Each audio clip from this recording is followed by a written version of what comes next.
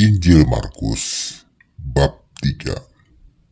Pada video sebelumnya, pada pembelajaran memahami Injil Markus di bab yang kedua, telah dijelaskan tentang 4 dari 5 adegan atau peristiwa yang membawa Yesus masuk dalam pertentangan dengan para tokoh agama dari golongan Farisi dan Saduki. Oleh karena perkataan dan tindakan yang Yesus lakukan, yaitu yang pertama, anakku, dosamu diampuni atau disembuhkan. Itu ada pada Markus 2 ayat yang ke-5 dan yang ke-10. Peristiwa kedua adalah saat Yesus memanggil Lewi pemungut cukai menjadi muridnya dan makan bersama-sama dengan para pemungut cukai lainnya. Itu ada pada Markus 2 ayat 14 hingga ke-16. Dan peristiwa yang ketiga adalah para muridnya tidak berpuasa. Itu ada pada Markus 2 ayat yang ke-18. Dan pertentangan yang keempat adalah Tuhan atas hari Sabat. Itu ada pada Markus 2 ayat 24, 27 hingga 28. Selanjutnya di bab 3 ini adalah peristiwa atau adegan kelima yang Yesus lakukan dan merupakan klimaks dari pertentangan yang terjadi tersebut, yaitu menyembuhkan orang yang lumpuh sebelah tangannya di hari Sabat. Kemudian Yesus masuk lagi ke rumah ibadat. Di situ ada seorang yang mati sebelah tangannya. Mereka mengamat-amati Yesus kalau-kalau ia menyembuhkan orang itu pada hari Sabat, supaya mereka dapat mempersalahkan dia. Kata Yesus kepada orang yang mati sebelah tangannya itu, "Mari, berdirilah di tengah." Lalu ia berkata kepada orang itu, "Ulurkanlah tanganmu." Dan ia mengulurkannya, maka sembuhlah tangannya itu. Belas kasih Yesus dengan menyembuhkan orang yang lumpuh sebelah tangannya ini menjadi jelas klimaks dari pertentangan dengan para tokoh agama oleh karena hal-hal berikut. Hal yang pertama adalah Yesus kian memperjelas dan membuktikan akan kuasanya melalui perkataannya pada tokoh agama bahwa Anak Manusia adalah Tuhan atas hari Sabat. Dengan tindakannya menyembuhkan orang lumpuh sebelah tangan tersebut pada hari Sabat. Tetapi supaya kamu tahu bahwa di dunia ini Anak Manusia berkuasa mengampuni dosa.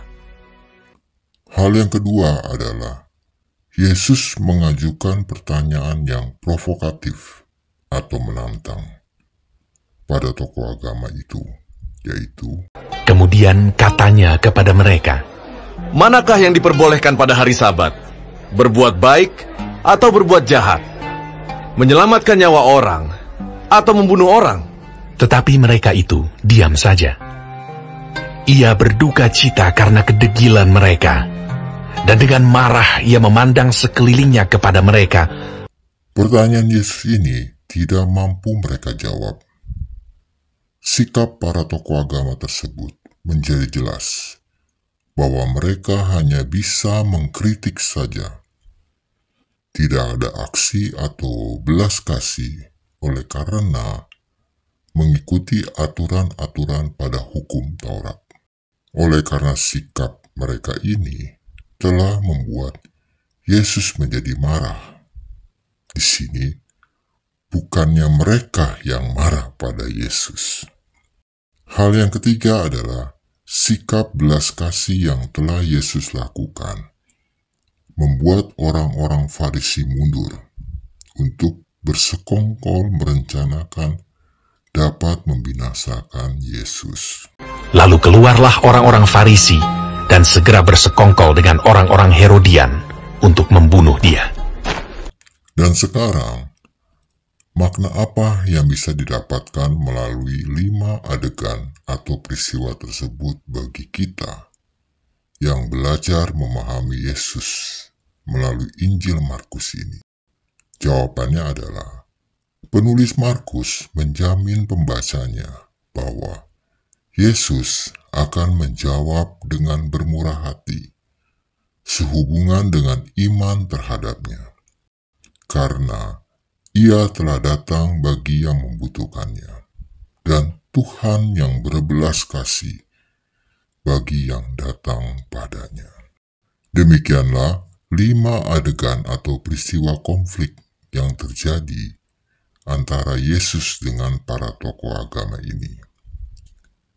Di sini, penulis Markus ingin menyampaikan bahwa cara hidup Yesus yang membawa pembaharuan ini akan mengantar pada kematiannya.